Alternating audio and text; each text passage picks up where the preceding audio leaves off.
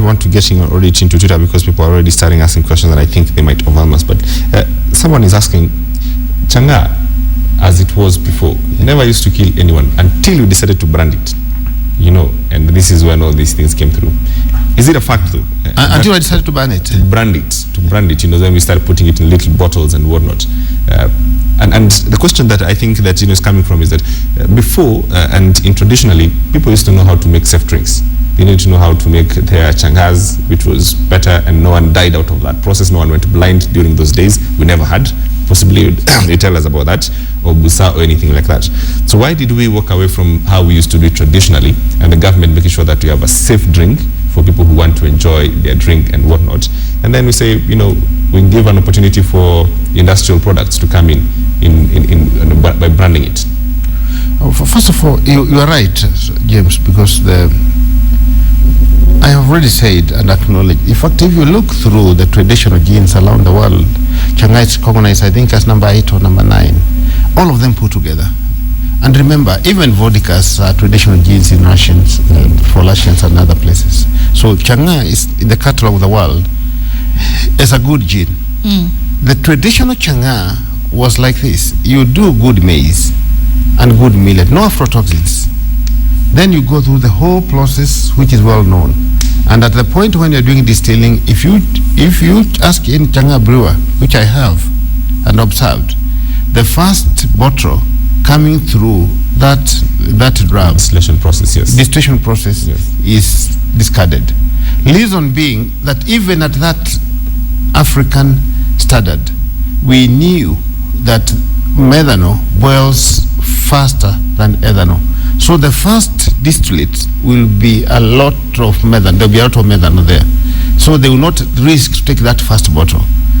That is thrown out. Then the next that comes out now is pure Changaa.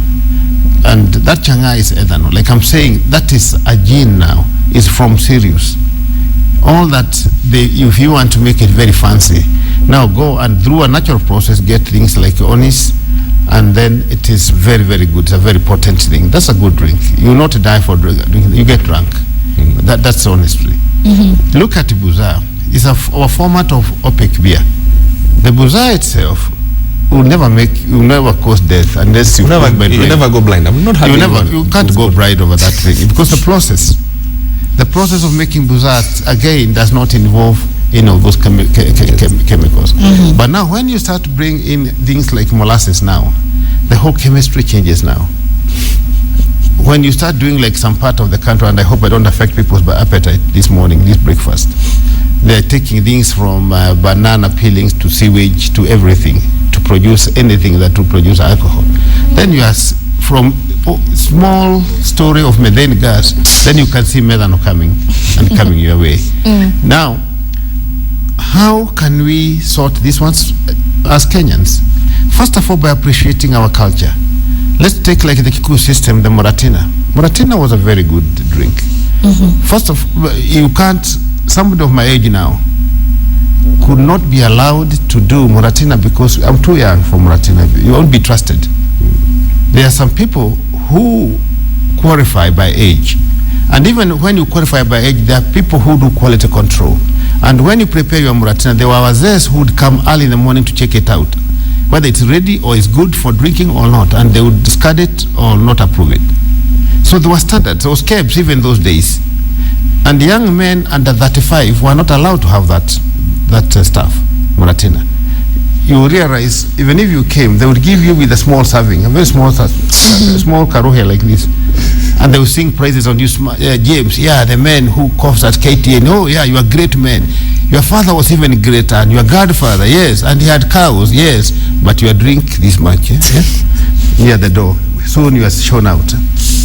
But for people now, like me, they came in, oh, the former member of Naivasha, now sit here. Now. Yeah. And your daughter is about to getting married. Oh, that's even better. Now you sit even closer. You get a big one now. You get a big share. Because I'm past 35. So there was a procedure. There was a format. Look at Munazi. The same. Even even Buza, when it was taken communal, it was not possible to poison. It was not possible to come and put people's innerwears inside, because the family would sit around the table. Yes. And everybody's drinking from the same pot. That way you eliminated any possibility of somebody poisoning. But today it's a different story.